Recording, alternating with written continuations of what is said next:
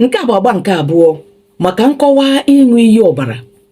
Ọ bụrụ na gị na nwoke ọzọ gbara ndụ na onye nwa ga-alụrịrị gị, imechejelu ọnwa ije lụọ onye ọzọ, ikotere onye ahụ lụrụ gị nsogbu, maka na onye ahụ lụrụ gị ama mma na o nwere ebe ịnọ wee konye onwe gị, ịhangịrị onwe gị somewhere. Ọghọm dị n'ịṅụ iyi ọbara, mmadụ na-abụọ dị na mma ịṅụ iyi ọbara na ha ga-alụrịrị onwe ha, na agaghị m ahapụ gị, onye nke asị bịa na agaghị ahapụ gị, unu aṅụkọrịta iyi ọbara. Ọghọm dị na ya karịrị. Ọghọm dị na ya bụ na ọ ga-eme gị ọ bụrụ n'oge ọdịnihu mụ na-emecha ihe ahụ uru n'oge ọdịnihu unu alụrụ ọzọ. Ọ bụ na unu alụrụ ọzọ, enwere ike ilega anya unu echetazi ya, ma unu ji esemokwu wee gbasaa, ị gaa n'iru, nwaanyị je lụrụ di, nwoke je lụrụ nwaanyị. Ọ na-ebu agha. Ọ ga-eme na ezinụlọ gị ahụ ịlụbara di, ị ga-aṅụrụ mmiri tọgbọ iko. Ọ na-ebu ọgbata uhie, ọ na-ebu nsogbu, ọ na-ebu ọnwụnwa. O nwere ihe ọ na-ebu. O nwere ike ime gị ị gaghị amụ nwa. O nwere ike ime gị ịmụta nwa ọnwụọ. O nwere ike ime gị ihe niile di gị nwere, ọ bụ na di gị bụ onye ji ego mgbe ọ lụbata gị, ọ lụbatacha gị ebido na-enwe nsogbu, nwoke adaa pịa.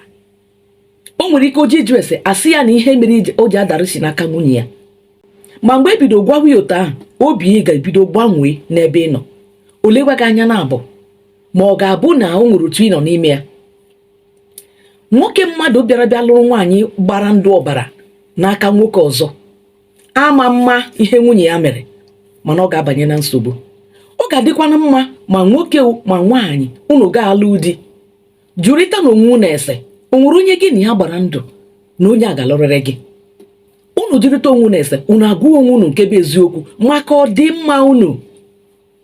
Ọ bụ na onwe ha unu agaba n'iru, ma ọ bụ na onwe na ihe izizi unu ga-eme bụ ịnachi azụ gakwuru onye ahụ gị na ya gbara ndụ ahụ, ka unu jiri nwayọọ gbaghasịa ya bụ ndụ, maka na na-emeghachi ya emeghachi.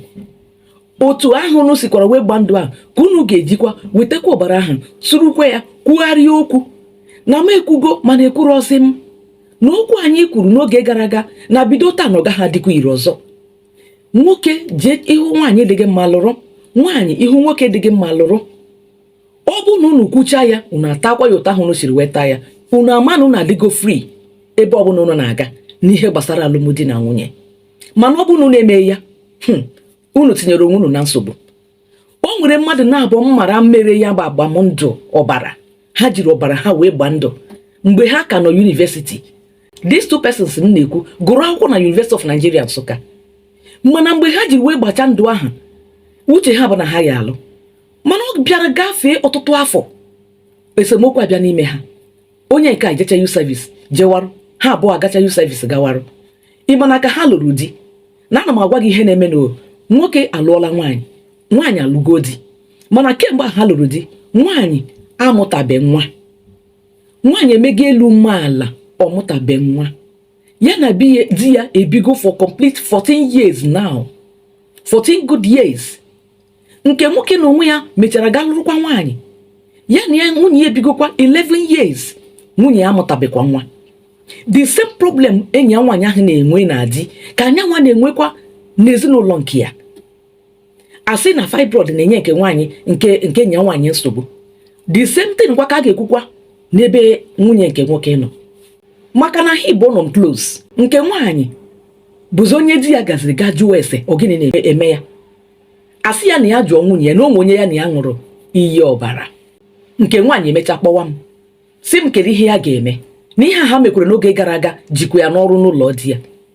Kedu ihe ya ga-eme, because na ya na nwoke ahụ adịrọzi na mma, na ha dị akpọzide, ha dị ekwutezidi ya, maazị whereabout ya. Nsị ya na ihe ga-eme bụ chọba onye ọbụla bụ nwanne nwoke ahụ onye ga-ajụta ese ka ọ gwa gị ebe ọ nọ, unu na-abụ kpakọrịta, maka na ya nwa na-enwekwe the same problem.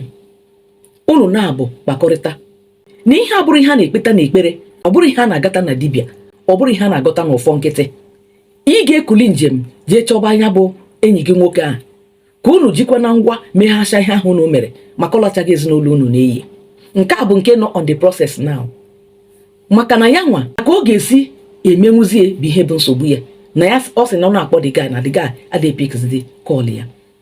Ụmụnne m, ihe nchọ ka ngwa unu bụ the implications of ịṅụ iyi ọbara, enyi nwoke na enyi nwaanyị ịṅụ iyi ọbara, ọ dị nụ njọ, ọghọm ahịa ya karịrị uru ya. N'ihi ya, aga m asị unu emekwala ya, unu emekwala ya. Di ọbụla bụ nke gị ga-abịara gị, ị ga-alụ ya. Nwunye ọbụla bụ nke gị ga-echere gị, ị ga-alụ ya. Ka anyị nwee ike gbanaha itinye ezinụlọ anyị na nsogbu n'oge ọdịnihu. Aga m ayọ unu ka unu tụsakwaranụ m ozi ya nke ọma, tụsaranụ m ozi ya ka ndị be anyị wee nwee ike ghọta the implications of whatever they are doing. N'onwe ihe ị ga-emecha n'ụtụtụ ọ bụrụ gị nsogbu n'oge anyị asụ. Ekelekwa m unu. Ndewonu.